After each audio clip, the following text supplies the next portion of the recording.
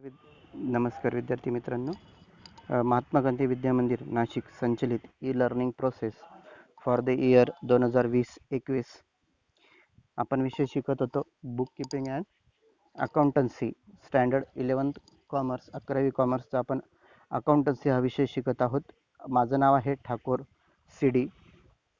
आपण पहिलं प्रकरण घेत आहोत, त्याचं नाव आहे introduction to book keeping and accountancy. आपण बेसिक अकाउंटिंग टर्मिनॉलॉजीज पाहिल्यात. त्यातला शेवटचा भाग आता आपण पाहणार आहोत, कॅपिटल आणि ड्रॉइंग्स. कॅपिटल म्हणजे मालकाने त्याच्या व्यवसाय सुरू करण्यासाठी गुंतवलेला पैसा म्हणजेच कॅपिटल. पुढचा आहे drawings, the amount of cash. Drawings म्हणजे मोस्टली भरपूर जणांना कन्फ्युजन असं होतं की ड्रॉइंग्स म्हणजे चित्रकला. तर ड्रॉइंग्स म्हणजे चित्रकला नाही. ड्रॉइंग्स म्हणजे उचल म्हणजे उधारी नाही. ड्रॉइंग्स आणि उचल आणि उधारी याच्यामध्ये फरक आहे. तर उचल म्हणजे नेमकं काय, आता आपण ते पाहणार आहोत. आपण डायरेक्टली एक्झाम्पल घेऊया. माझा व्यवसाय आहे, माझ्या गल्ल्यामध्ये काही पैसा आहे. आपण सर्वसाधारण भाषेमध्ये घेऊया. व्यवसायाचा पैसा, माझ्याकडे जो पैसा आहे माझ्या व्यवसायात, माझ्या गल्ल्यामध्ये काही पैसा आहे. त्या गल्ल्यात असलेल्या पैशातनं मी माझा वैयक्तिक खर्च म्हणजे मोबाईल रिचार्ज करून घेतला, त्यालाच ड्रॉइंग्स असं म्हणतात. पुढचं आपण पाहत आहोत expenditure and types of expenditure, खर्च आणि खर्चाचे प्रकार. आपण पुढे पाहणार आहोत कॅपिटल एक्सपेंडिचर. कॅपिटल एक्सपेंडिचर म्हणजे असा खर्च की ज्याचा बेनिफिट समजण्यासाठी किंवा कळण्यासाठी काही काळ आपल्याला जाऊ द्यावा लागत असतो. काही कालावधी गेल्यानंतरच त्याचा बेनिफिट किंवा त्याचा फायदा आपल्याला कळत असतो. तर त्याच्यामध्ये फॉर एक्झाम्पल आपण पाहूया, परचेस ऑफ मशिनरी. आपण मशिनरी खरेदी केली, तर मशिनरी खरेदी केल्याबरोबर आपल्याला त्याच्यातला फायदा कळतो का? नाही. आपण मशिनरी खरेदी करू, ते इन्स्टॉल केल्यानंतर त्याच्यावरती काही प्रोडक्शन म्हणजे माल तयार करू. तर प्रोडक्शन केल्यानंतरच आपल्याला ते आपण विकल्यानंतर जो पैसा येणार त्याच्यानंतर आपल्याला त्याच्यातला फायदा हा जाणवणार आहे. मग आपल्याला लगेच कळाला का आपल्याला त्याच्यातला काही कालावधी हा जाऊ द्यावा लागला आहे. म्हणजेच काही कालावधी गेल्यानंतरच आपल्याला त्याचा फायदा कळत असतो. त्यालाच म्हणतात कॅपिटल एक्सपेंडिचर. पुढचं आहे रेव्हेन्यू एक्सपेंडिचर. रेव्हेन्यू एक्सपेंडिचर म्हणजे काय? असा खर्च जो केल्यानंतर आपल्याला त्याच्यातला बेनिफिट लगेच कळत असतो. त्याच्यातलं गोष्टी ह्या आपल्याला लगेच कळत असतात. फॉर एक्झाम्पल रेंट पेड, आपण जो व्यवसाय चालू केलेला होता, तो व्यवसाय आपण अशा ठिकाणी चालू केला की जी जागा आपण घेतलेली होती ती भाडं आपण त्याचं देत होतो. तर आपण त्या जागेचं भाडं दिलं, तर त्याच्यातलं जे बी बेनिफिट आहे, जी बी गोष्ट आहे ती आपल्याला लगेच कळालेली आहे. नंतर पुढचं आहे deferred revenue expenditure. Deferred revenue expenditure म्हणजे काय आपण ते पाहणार आहोत. आणि expenditure which is basically revenue in nature but benefit of which is not exhausted within a year it's called deferred revenue expenditure. हा एक रेव्हेन्यूच आहे, करच आहे, महसूलच आहे, पण त्याचं असर किंवा त्याचा बेनिफिट आपल्याला एका वर्षाच्या आतात कळत नाही. एका वर्षाच्या पुढे असा कालावधी आपल्याला त्याच्यातलं जाऊ द्यावा लागत असतो. For example heavy expenditure on advertisement. असा खर्च, जास्त प्रमाणावरचा खर्च आपण केला. कशावरती केला? ॲडव्हर्टाइजमेंट म्हणजे जाहिरात. आपल्या व्यवसायाची जाहिरात आपण केली, पण आपण इतकी जाहिरात मोठी करून दिली की ज्याचा खर्च हा जास्त होऊन गेला. म्हणून आपल्याला बेनिफिट समजण्यासाठी, मिळवण्यासाठी काही कालावधी जास्त जाऊ द्यावा लागला. पुढचं आहे cash discount and trade discount. आपण पाहणार आहोत cash discount. It is the amount deducted from the final amount due at the time of receipt. It is the concession given for encouraging prompt payment. आपण cash discount केव्हा देतो? आता समजून घ्या, माझ्याकडे एक व्यक्ती आला, त्याच्या खिशामध्ये काही पैसे 500 रुपये आहेत. तो माझ्या दुकानावर आला 500 रुपये घेऊन. मी त्याला माल विकला. माल विकल्यानंतर त्याचं बिल झालं 550 रुपये. त्याचं बिल किती झालं? 550 रुपये. तर मग आता मी त्याला काय केलं? Prompt payment. लगेच त्याने ते पेमेंट, जो माल मी विकलेला आहे त्याचं पेमेंट त्याने मला लगेच करावं, याच्यासाठी मी काय केलं? त्याला कॅश डिस्काउंट दिला. कॅश डिस्काउंट म्हणजे काय? आपण सर्वसाधारण भाषेत काय म्हणतो? वो तुझ्याकडे 500 रुपये आहेत, तू 500 रुपये मला दे, मी तुला 50 रुपये डिस्काउंट देतो, मला 500 रुपये दे ना, हा माल घेऊन जा. त्यालाच म्हणतात कॅश डिस्काउंट. आता ट्रेड डिस्काउंट म्हणजे काय? Trade discount, it is an allowance given on catalogue price or list price of goods. Catalogue price म्हणजे काय हे सगळ्यात पहिले समजून घेणं पाहिजे. कॅटलॉग प्राइस म्हणजे एखादी वस्तू जर आपल्याला बनवायची असेल तर ती वस्तू बनवण्यासाठी येणारा खर्च म्हणजेच कॅटलॉग प्राइस. कॅटलॉग प्राइस म्हणजे अजून एक उदाहरण द्यायचं म्हटलं तर एक बिस्किट पुडा आहे. तो एक बिस्किट पुडा आपण विकत घेताना घेतो 5 रुपयाला. तो 5 रुपयाचा बिस्किट पुडा आपण विकत घेतो, पण जेव्हा कंपनी त्या एक बिस्किट पुडा बनवत असते, त्या बिस्किट पुड्याला येणारा खर्च, बनवण्यासाठी येणारा खर्च कंपनीचा 5 रुपये हा राहत नाही. तिचा खर्च 4 रुपये 4.5 रुपये हा जवळपास त्या एका बिस्किट पुड्याला त्याला कंपनीला येत असावा. तर जी कंपनी बनवते, त्या वस्तू बनवते, त्या वस्तू बनवण्यासाठी येणारा खर्च म्हणजेच catalogue price. And this discount is allowed on the time of purchase or sale of goods. आणि हे ट्रेड डिस्काउंट केव्हा दिला जातो? जेव्हा वस्तू खरेदी किंवा विक्री केली जाते, ती खरेदी विक्रीच्या वेळेस दिला जाणारा डिस्काउंट म्हणजे ट्रेड डिस्काउंट होय. आणि हा ट्रेड डिस्काउंट कशावर दिला जातो? कॅटलॉग प्राइसवर. कॅटलॉग प्राइसवर दिला जाणारा discount. For example, if goods of ₹1000 are sold at 5% trade discount. 1000 रुपयाचा माल मी विकला. काय म्हणतो मी? माझ्या शब्दांकडे लक्ष राहू द्या. की 1000 रुपयाचा माल मी विकला. कसा विकला? 5% ट्रेड डिस्काउंटने. 1000 रुपयाचा माल मी विकला 5% ट्रेड डिस्काउंटने. The value of goods at that time will be recorded will be ₹950. त्यावेळेस जेव्हा मी ते रेकॉर्ड करेल किंवा तो व्यवहार लिहिल, बुक किपिंग करेल, तर लिहिताना मी 1000 रुपये लिहिणार नाही. मी लिहिताना 950 रुपये ही किंमत लिहिणार आहे. Both by the purchaser and the seller and not ₹1000.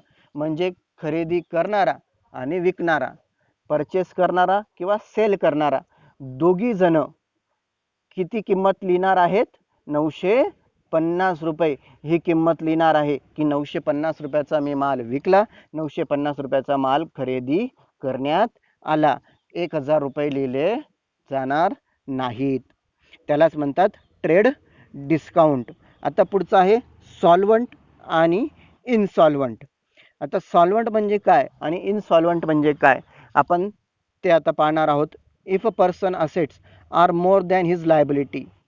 खर्चापेक्षा उत्पन्न जर जास्त असेल, आता माझ्या याच्यावरनं, आता पण मी स्वतःच्या याच्यावरनं आता असं तुम्हाला उदाहरण देतो की माझं खर्च कमी आहे आणि माझं उत्पन्न जास्त आहे, तर मी सॉल्वंट.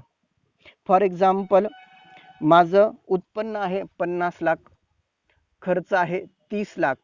माझ्या उत्पन्नापेक्षा माझा खर्च कमी आहे, त्यालाच सॉल्वंट असं म्हणतात. त्याचंच उलट इनसॉल्वंट. इनसॉल्वंट म्हणजे माझं उत्पन्न आहे 30 लाख रुपये, माझा खर्च आहे 50 लाख रुपये, तर मी सॉल्वंट राहू शकत नाही, मी राहणार इनसॉल्वंट. आता पुढचं आहे गुडविल. गुडविल म्हणजे नावलौकिक पत. माझ्या किंवा मी माझा जो व्यवसाय करतो तर मला किती लोक ओळखतात, किती लोक मला ओळखतात याच्यावरती माझं व्यवसाय, माझं गुडविल आहे. मला ओळखलं जाणं म्हणजेच त्याला काय म्हणतात, गुडविल, माझी पत.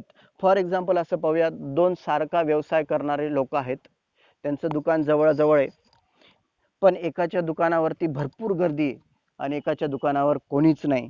तर असं का? कारण की एकाला सगळे भरपूर लोक ओळखतात, चांगलं म्हणतात, आणि एकाला कोणीच ओळखत नाही. तर असं का बरं? कारण की त्यांचं असणारं नाव लौकिक, नाव लौकिक, पत, त्याची असणारी बाजारात पत, त्यालाच गुडविल असं म्हणतात. पुढचं आहे प्रॉफिट अँड लॉस. आता भरपूर लोकांना असा प्रश्न पडतो की प्रॉफिट म्हणजे काय आणि लॉस म्हणजे काय, प्रॉफिट कसा समजावा आणि लॉस कसा समजावा, प्रॉफिट कसं काय कळतो आणि लॉस कसं काय कळतो. तर आपण ते आता पाहणार आहोत, प्रॉफिट कसं काय कळतो. सगळ्यात पहिले profit, Wien the selling price of goods is more than the cost price. Selling price, selling price म्हणजे ज्याला आपण साध्या भाषेत म्हणूया MRP, छापील किंमत. छापील किंमत, जसं आपण बिस्किट पुड्याचं उदाहरण घेतलं, छापलेली बिस्किट पुड्यावर किंमत काय आहे, 5 रुपये, बरोबर आहे. तर सेलिंग प्राइस त्यालाच काय म्हणतात, सेलिंग प्राइस, 5 रुपये त्याची सेलिंग प्राइस आहे. Is more than the cost price, cost price म्हणजे जी वस्तू आहे, तो बिस्किट पुडा आहे, त्याला बनवण्यासाठी लागणारा खर्च. तर नेहमी सेलिंग प्राइस जेव्हा जेव्हा मोठी असेल कॉस्ट प्राइस पेक्षा, तेव्हा तेव्हा प्रॉफिट असणार आहे, तेव्हा तेव्हा प्रॉफिट हा असणार आहे. आणि लॉस, लॉस म्हणजे when the cost price of goods is more than the selling price.